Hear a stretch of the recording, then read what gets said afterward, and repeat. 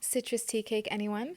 Welcome back to my channel. My name is Shireen Falasteen, and I am so excited to be sharing this incredibly elegant cake. It is a rich, buttery cake with a simple topping and a blood orange glaze. Guys, the cake isn't too sweet, and that glaze tops it off really nicely, and the oranges are just fresh. Oh my god. If you want to know how to do this, just stay tuned.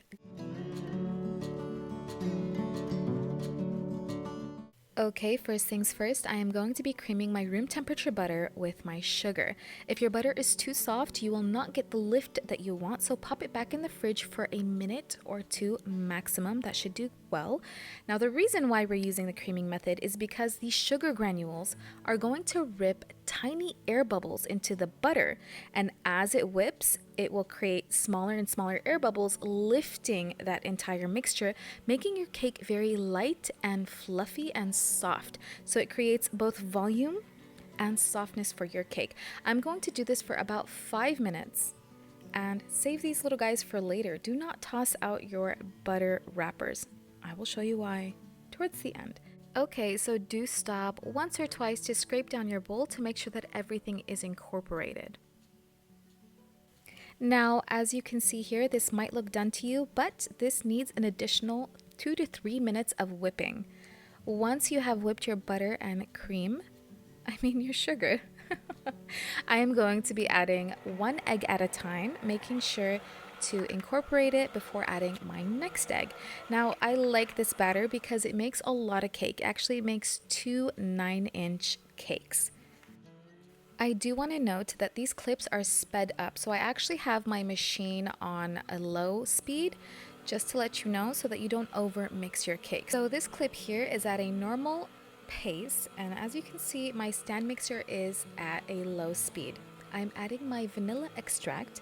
I am not going to be adding any citrus into the cake because I want the citrus on top to shine. I don't want it to overwhelm my peeps. Now, I am adding some flour and some salt.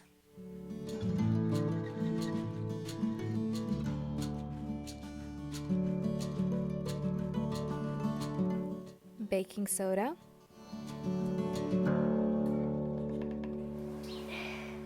And plain yogurt for my wet ingredients.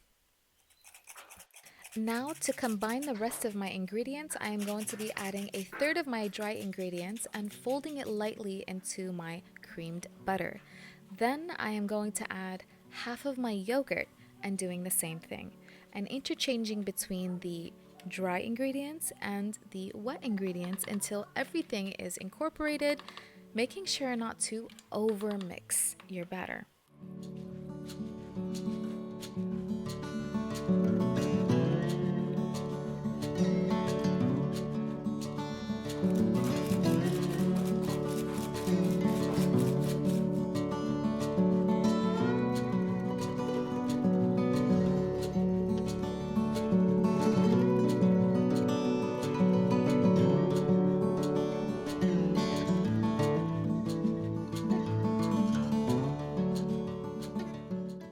Alright, next step is to put parchment paper at the bottom of our pan. Now, the easiest way to do this, no scissors, no folding, no nothing. Put your parchment paper down, put your pan on top, and score it with a knife. Make sure to do this on a counter that does not get scratched or a cutting board. That way you don't end up putting any knife marks on anything. But I always get the perfect size every single time.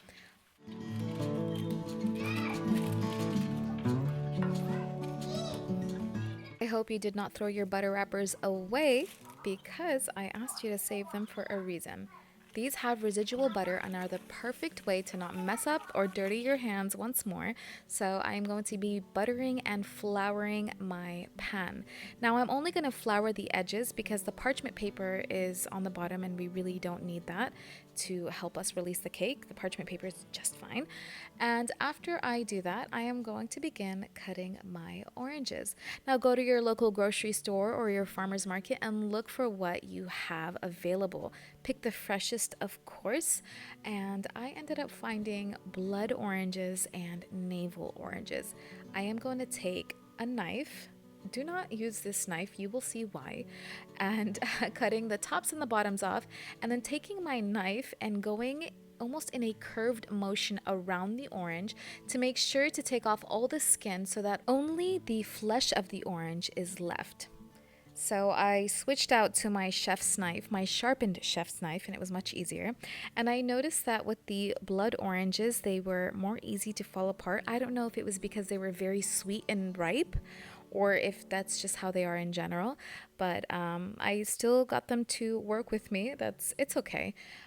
You'll see why in a little bit, and I'm just gonna cut up the rest of my oranges.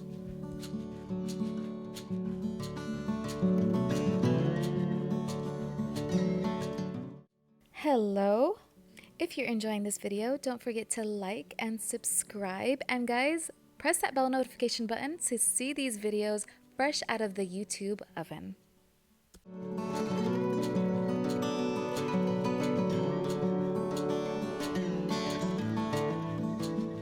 This is the fun part because every single cake will look so unique depending on how you arrange your oranges and what kind of citrus you chose to put on the cake. And it almost looks like broken or stained glass. It's so beautiful. And I noticed that every blood orange looks so different on the inside. And that is another way for you to get creative by putting different colored blood oranges next to each other to create color contrast and interest in the top of your cake. Nothing goes to waste here. Those little pieces that fell apart are going to be filling in the gaps so that the whole top is filled with orange. I want 0 gaps. Now, adding the batter slowly and gently on top, I will push and nudge the batter from the top and the surface only so that I do not disrupt the oranges at the bottom. And now we are ready to bake this beautiful cake.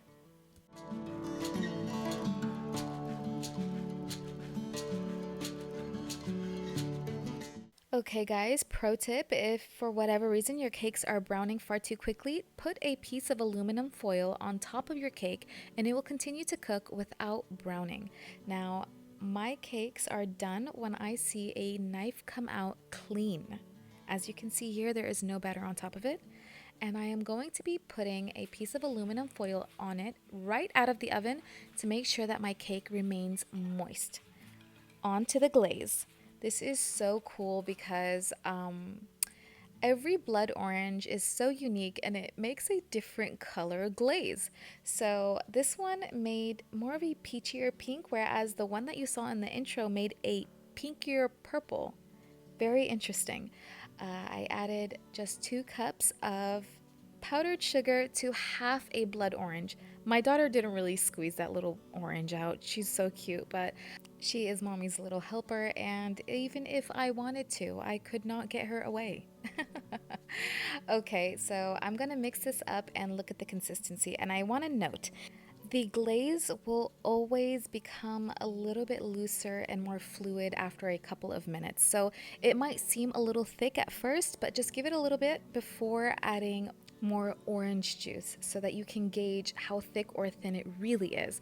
Now, I don't want it to be too thick. I do kind of want it to be a little bit runny so that it absorbs into the cake and it seeps down, letting those beautiful citrus colors bleed into our buttery rich cake. Now, after loosening my cake with a small sharp knife, I am going to take my serving dish, which is my cake stand, and flip it onto my cake and then flip the whole thing over, giving it a few pats and taps before releasing it slowly.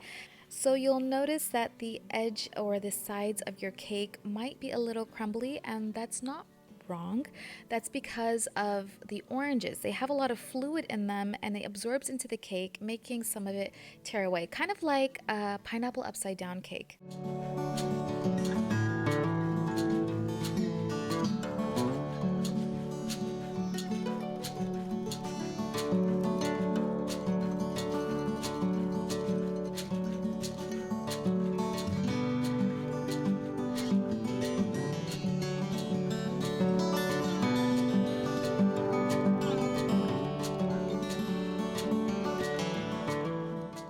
Oh my God, this is such a bright, fresh cake. It's not too sweet, and you can literally dip it in tea and it would not fall apart too quickly. It would make it to your mouth just fine. I paired it with some mint and I literally ate the mint with the cake and it was amazing.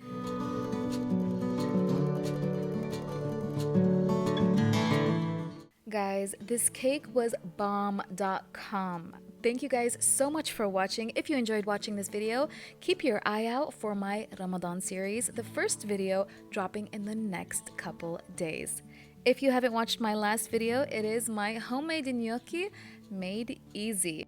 Click here to watch it. Ramadan Kareem, you guys. Stay home, stay safe, stay positive. You guys, we are in this together. See you in the next one.